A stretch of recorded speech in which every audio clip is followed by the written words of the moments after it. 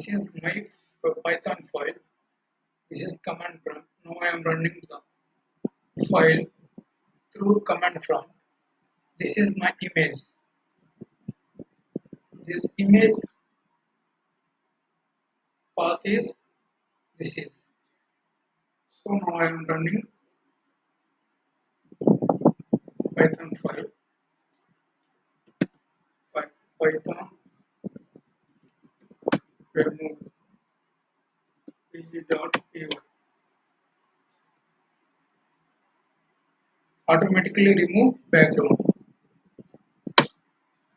whenever run Python script.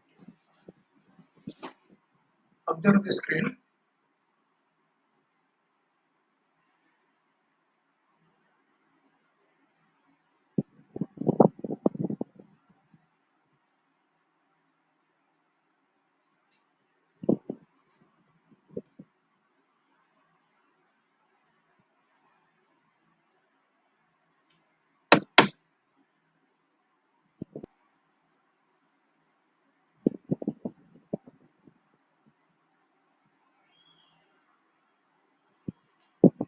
Yeah, output coming or not.